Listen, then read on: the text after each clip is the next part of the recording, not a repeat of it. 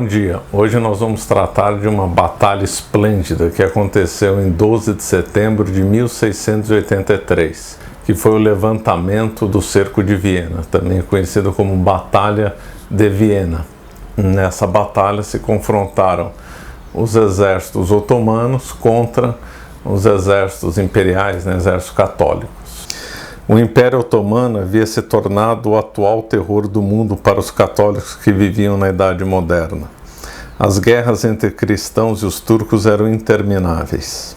Em agosto de 1682, Maomé IV, dito o Caçador, decidiu que havia chegado o momento de uma campanha militar massiva contra os Habsburgos. Os Habsburgos eram uma família poderosa que controlava o Império Sacro-Romano Germânico, cuja capital ficava em Viena. O sultão tinha assinado um tratado com o imperador Leopoldo I em 1664, que não expiraria antes de 1684. Mas os tratados no início do mundo moderno, em particular aqueles entre cristãos e muçulmanos, eram frequentemente frágeis. O sultão tinha o apoio do líder rebelde Magyar Henri Tokoli, a quem reconheceu como rei da Hungria Central, e o havia colocado sob proteção otomana.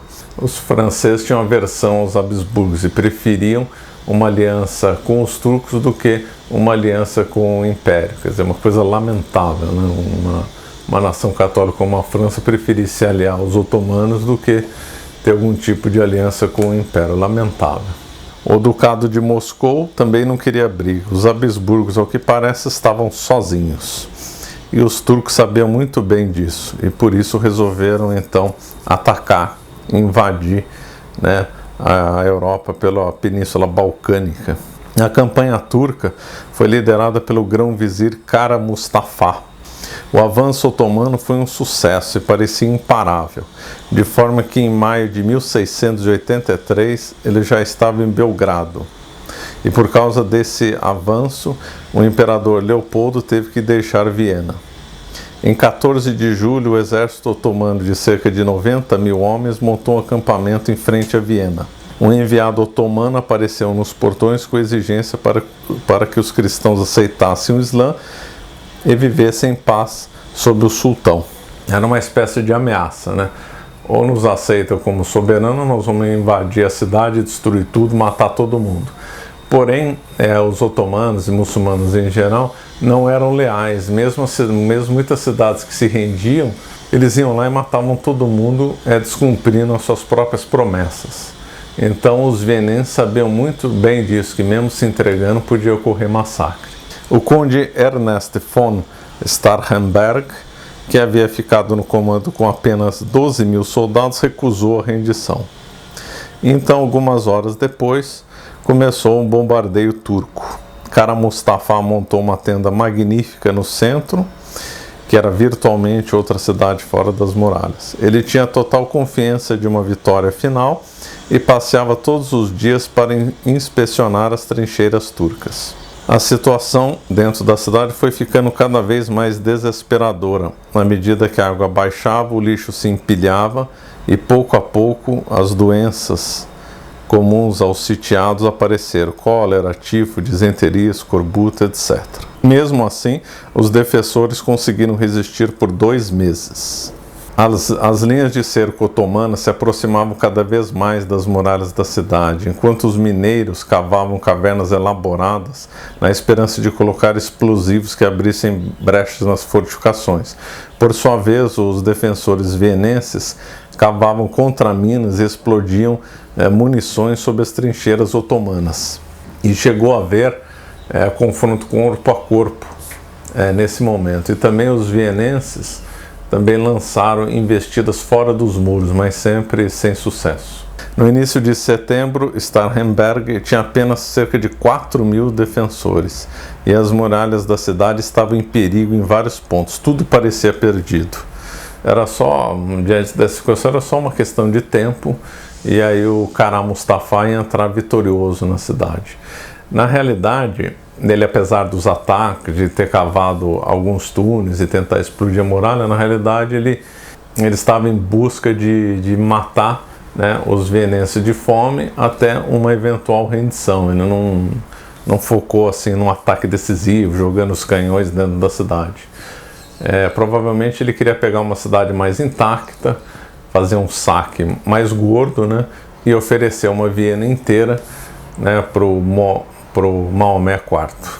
Mas o polonês João Sobieski, o Leão de Lehistan, como os turcos o chamavam, e Carlos V da Lorena vieram em socorro da cidade, com 60 mil homens.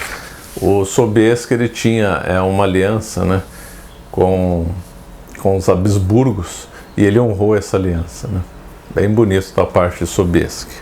Sobieski então liderou sua tropa através do Wienerwald, uma terra de ninguém montanhosa coberta por densa floresta, com a finalidade de se aproximar da cidade pelo oeste. Os otomanos, presumindo que nenhum exército de alívio de qualquer tamanho pudesse penetrar no Wienerwald, o deixaram sem defesa. No final do sábado, 11 de setembro, o exército de Sobieski havia se reunido ao longo das montanhas, na orla da floresta. Os otomanos haviam montado um posto de observação nas colinas, conhecido como Kahlenberg, com vista para Viena, mas uma pequena força de Sobieski os afastou e este mandou disparar um foguete para alertar os defensores da cidade que a ajuda estava próxima. E aí então, na manhã do dia seguinte, do dia 12, aconteceu então a grande batalha. O exército católico atacou os acampamentos turcos despreparados e mal defendidos lá embaixo. Kara Mustafa nunca havia sido confrontado por um exército de ajuda disposto a quebrar um cerco. Ele rejeitou o conselho de alguns de seus oficiais de abandonar o cerco e concentrar toda a sua ação na força substancial à sua retaguarda. Em vez disso, o grão-vizir manteve a pressão sobre Viena, desviando do cerco apenas cerca de 6 mil homens da infantaria e 22 mil da cavalaria, apoiados por 6 canhões. Então, primeiro, as tropas imperiais atacaram das colinas de Kahlenberg. Depois, tropas imperiais adicionais avançaram no centro otomano. Os turcos lançaram contra-ataque, mas em 20 minutos foram rechaçados. Por causa de ravinas profundas e outros problemas de terreno, os poloneses demoraram a se engajar, mas quando entraram pela direita foi mortal e decisivo. Por volta das 16 horas, várias forças cristãs avançaram por todos os lados, e Sobieski liderou seus hussardos alados poloneses no que foi numa das cargas de cavalaria mais eficientes que se tem notícia. Os hussardos alados tinham asas presas em suas armaduras. Eles faziam isso para gerar terror no inimigo. O barulho causado pelas asas durante a carga de cavalaria, além do efeito visual, apavorava. Dessa forma, em menos de 3 horas, os hussardos alados destroçaram as forças turcas. Os católicos tiveram 7 mil baixas entre mortos e feridos, e os turcos tiveram 20 mil baixas entre mortos, feridos e capturados. Só restou a Kara Mustafa fugir. Ele ia acabar sendo morto algum tempo depois a mando do sultão. O exército otomano, supostamente imparável, foi derrotado em apenas um dia. Os turcos disseram que os cristãos desceram como piche e destruíram tudo. Depois dessa derrota humilhante, o Império Otomano começou a declinar de modo irreversível. A carga de cavalaria dos hussardos alados foi simplesmente espetacular. Quer dizer, eles conseguiram causar uma derrota num exército supostamente invencível que estava construindo tudo em menos de 3 horas. Em menos de 3 horas, os hussardos alados acabaram com tudo, né? Os muçulmanos demoraram meses para chegar até Viena, ficaram com um cerco de 2 meses em Viena, e apenas em menos de 24 horas foram rechaçados, especialmente as últimas 3 horas foram decisivas graças à pressão dos hussardos alados, né? Grandes poloneses, grandes lutadores, né? Por fim, Sobieski entrou triunfante em Viena e, parafraseando Júlio César, disse: vi e Deus venceu. Essa batalha de Viena é espetacular, né? pela lealdade do Sobieski, né, pela valentia dos hussaros, por essa frase espetacular, né, uma coisa assim impressionante. O Sobieski depois trocou cartas com o Papa, né, o Papa agradeceu muito essa vitória contra os infiéis, tem placa lá em Viena alusiva a esse grande feito, né. E só apenas uma curiosidade, essa frase, vim, vi, Deus venceu, não foi o Sobieski que usou pela primeira vez. Carlos V, imperador do Império Sacro Romano Germânico e rei da Espanha, já havia utilizado essa frase há uns 150 anos antes. Mas, de qualquer forma, é uma frase espetacular, né?